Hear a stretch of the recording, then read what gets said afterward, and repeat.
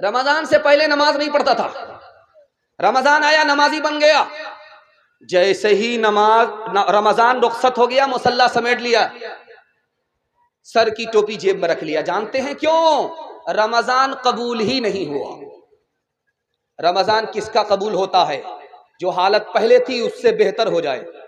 नमाज पढ़ रहा था, बार बार नमाज पढ़ने की तौफीक मिले, इसका मतलब साफ है तौफीक खत्म हो गई, हालत वही है, इसका मतलब है रमजान कबूल नहीं हुआ। सच्चाई के साथ कह रहा हूं, इंशाअल्लाह हमारी नीयत रहेगी जिंदगी भर नमाज पढ़ेंगे, जिंदगी भर गुनाह नहीं करेंगे। हाथ उठाइए इंशाअल्लाह। कुरान ने कहा एक औरत थी, कुरान में है एक औरत है, वो धागा मांगती थी। इस बस्ती में धागा मांगा, उस बस्ती में गई धागा मांग लिया। अब वो करती क्या थी? धागा का कांटा से कपड़ा बुनती थी।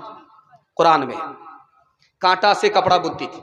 जब कपड़ा तैयार हो जाता था शाम के टाइम में, तो एक धागे को खींचती थी, उखेर कर भी बिखेर करके रख देती थी। जहां धागा वहीं पहुंच गया, कपड़ा खत्म हो गया, सारी मेहनत सुबह से लेकर के शाम तक की बर्बाद हो।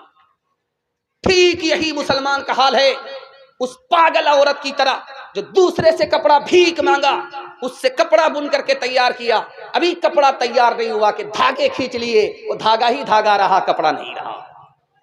कुरान में एक जगह है, एक कौम है, रात में सफर किया।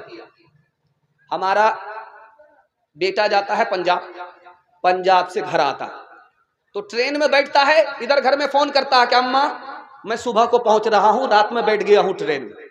तो माँ इंतजार करती है, सोती नहीं है। बाप इंतजार करते हैं, सोते नहीं है। बीमार माँ बीमारी भूल जाती है, बूढ़ा बाप बुढ़ापे को भूल जाता। दरवाजे पर खड़ा है बेटे के इंतजार में, बेटा पहुंच गया, लेकिन रात में चला बेटा, घर में पहुंचा ही नहीं।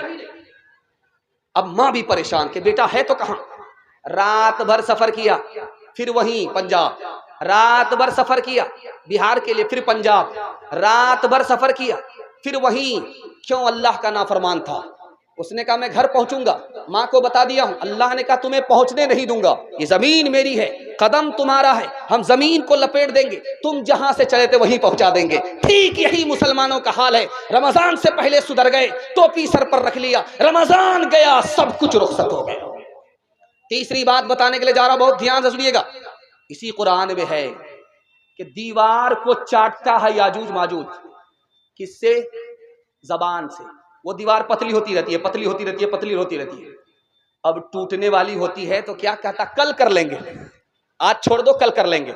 इंशाअल्लाह नहीं बोला, वो दीवार फिर मोटी हो जाती है। यही हाल मुसलमान का है। रमजान में सुधर गया, रमजान जाने के बाद फिर बिगड़ गया, जैसा था वैसा ही हो गया। फैसला आपके हाथ में है, बताइए इंसाफ से कि रमजान कबूल हुआ कि नहीं। एक मिसाल पर पैगाम खत्म कर रहा हूं, सुनने के लिए तैयार है? रमजान से पहले नमाज पढ़ेंगे, जिंदगी भर नमाज पढ़ेंगे, हाथ उठाइए इंशाअल्लाह। आज आजान सुनेंगे, कल नमाज पढ़ेंगे, हाथ उठाइए इंशाअल्लाह। हाँ, यहां आकर के फंसे, ध्यान से सुनिएगा। बाप बेटा बैल के ऊपर तिजारत करता था, इस बस्ती से उस बस्ती माल बेच करके आता था, 12 साल हो गए। तो बाप ने बेटा से कहा, बेटा हिसाब तो करो, कमाए के नहीं गंवाए, नफा कितना हुआ, नुकसान कितना।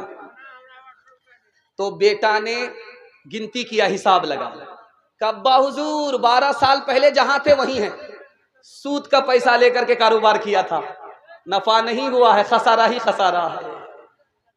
इसलिए दिल में इरादा कर लीजिए कि रमजान में अपनी हालत बदलेंगे तो जिंदगी भर हमारी हालत नहीं बदलेगी, वही हालत रहेगी। इंशाअल्लाह जिंदगी भर नमाजी बनेंगे, जिंदगी भर के लिए रोजेदार होंगे। हाथ उठाइए इंशाअल्लाह। मुसलमानों मुसलमानों संभल जाओ, मुसीबत आने वाली है, तेरी बर्बादियों के मशवरे हैं आसमानों में। न समझोगे तो मिट जाओगे दोस्ता वालों, तुम्हारी दास्तां तक भी न होगी दास्तानों में, तुम्हारी दास्तां तक भी न होगी दास्तानों में। आखिरी पैगाम रमजान के हवाले से, आप लोग सुनने के लिए तैयार हैं? जोश के साथ हाथ उठाइए। आप लोग थक गए हैं, मैं जानता हूं, लेकिन आपका हौसला अभी तक जवान है। दिल से दुआ निकलती है, अल्लाह आपकी हर बीमारी को दूर फरमाए। ध्यान से सुनिएगा, रमजान जब आएगा तो खूब बरकत होती है, खाना भी बेहिसाब रहता है, बच जाता है, खत्म नहीं होता। अब देखेंगे पैसा कहां से आ जाता है, आदमी सोच नहीं सकता। इंतजाम कहां से हो जाता है, आदमी सोच नहीं सकता। ये राज आपको बता रहा हूं कहां से आता है। रमजान से पहले वो नेमत हमको खाना नसीब नहीं, और उसको बार बार हम लोग खाते हैं। वो पहनना नसीब नहीं, वो पहनने को मिल जाता है। ये रमजान में बरकत कहां से आती है, ये राज बता रहा हूं, ध्यान से सुनिएगा। पूरी दुनिया का मुसलमान एक वक्त में नमाज पढ़ रहा है, इसलिए अल्लाह आसमान से छप्पर फाड़ करके बरकत भेज रहा है।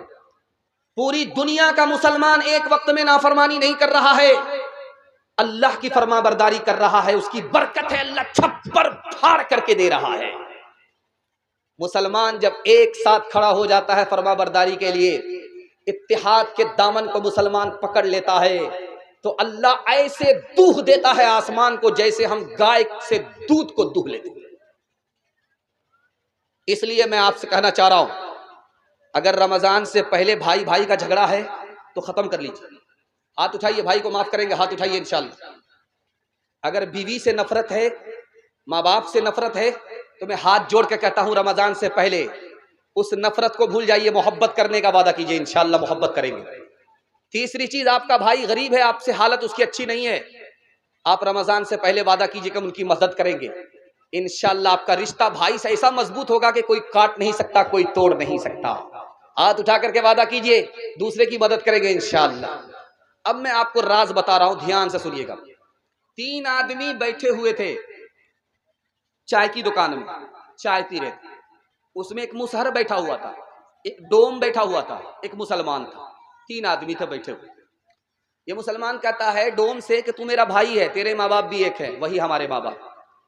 मुसहर से कह रहा है, दलित से कह रहा है कि तुम्हारे माँ बाप एक, तू मेरा भाई भाई है। तो दोनों ने कहा, मुसहर ने और डोम ने कहा, अगर तू मेरा भाई है तो मेरा जूठा पी करके देखा। मैं चाय पी रहा हूं, मेरा जूठा पी करके देखा। डोम ने पिया था, तो मुसहर से कहा तुम मेरा जूठा पी करके दिखाओ, तो उसने पी करके दिखा दिया। अब बारी आई मुसलमान की, जूठा पीना है, दावा है कि तुम भाई हो तो साबित करो, जूठा पी करके दिखाओ। तो मुसलमान कहता है कि मैं तो पी लेता, क्या कीजिएगा, मेरा रोजा है, जैसे पीऊंगा मेरा रोजा टूट जाएगा। तो वो डोम कहता, अगर तुम्हारा रोजा था तो चाय की दुकान में क्यों बैठा हुआ है, जरूर घोटाला है।